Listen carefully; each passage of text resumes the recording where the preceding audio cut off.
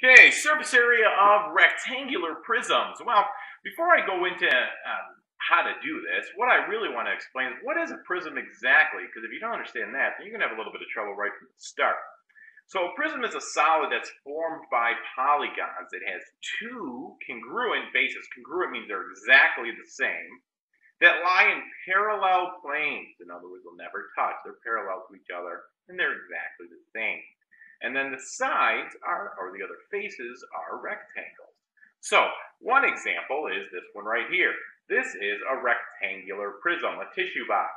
Now the bases, you can call the sides the bases, you can call the top and the bottom the bases, or the front and the back the bases. It doesn't matter, because this is congruent to this, and they're parallel. This is congruent to that, and they're parallel. This is congruent to that, and it's parallel. So it doesn't really matter which one you call the base. But some shapes it does. For example, this right here is a prism also. And I know what you're thinking. That's a yummy prism, Mr. Jones. And I agree. This is a triangular prism. Now this one, it's important to know which one the bases are.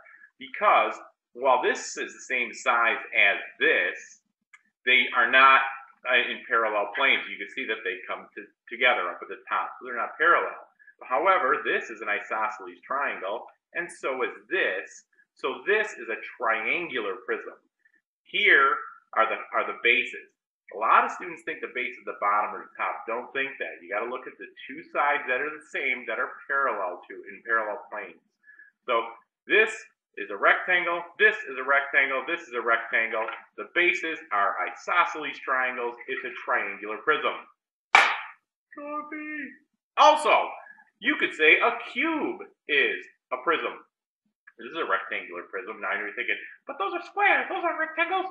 All squares are rectangles. This one, this side, this side, this side, this side, this side, they're all the same. So if you were finding area of this one, it would be very simple. You would find the area of one of these faces. And since there are 6 faces on a rectangular prism, you would just multiply it by 6. Very easy. I'll set this one down gently. Okay. Here is another example of a rectangular prism. Again, it doesn't matter what you call the bases. Now, if you were finding area of this shape right here, this is a rectangle, you would take the length, multiply by the width, and you'd find this area. So if you're trying to find the surface area of the entire box, then you would find the area of all the individual faces and add them together. Now, boxes have 6 faces, so what you could do is find all of them, or you could say, when I'm looking at this one, just like when I was looking at the cube, I said the cube had all the same faces, so I found the area of 1 and multiplied by 6. That was a lot easier than doing them all individually. Here, the front of the box has the same area as the back of the box. The side of the box has the same area as the other side of the box, and the top has the same area as the bottom. So a quicker way to find the surface area of a box is to find the area of the front multiplied by 2. Find the area of the top multiplied by 2. Find the area of the side and multiply by 2. Add those together, and the sum would be the surface area of the box.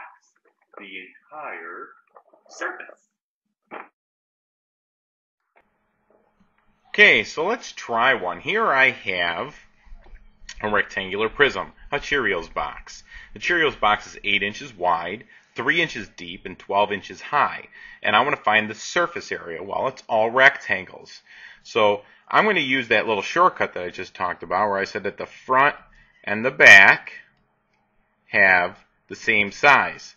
So the size of the front and the back, here this is the front, has a size of 8 inches wide times 12 inches high. And there are 2 of them, so I'll multiply by 2. 8 times 12 is 96, times 2 is 192.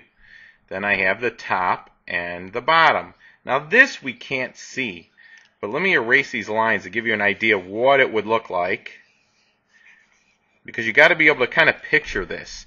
What I have here is a bottom that would connect like this.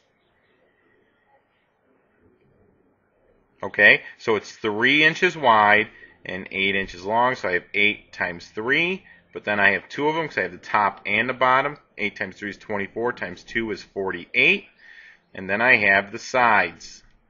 Now the sides are 12 inches by 3 inches because this is the side of the Cheerio box, and I have two of them. So I have 12 times 3, and I have two sides that are congruent. 12 times 3 is 36, times 2 is 72. If I add up all of these, it will be the surface area of the Cheerios box. And that will be 312 square inches, or inches squared. Pretty cool, huh? That was my mom. Say hi, Mom. Oh, goodness.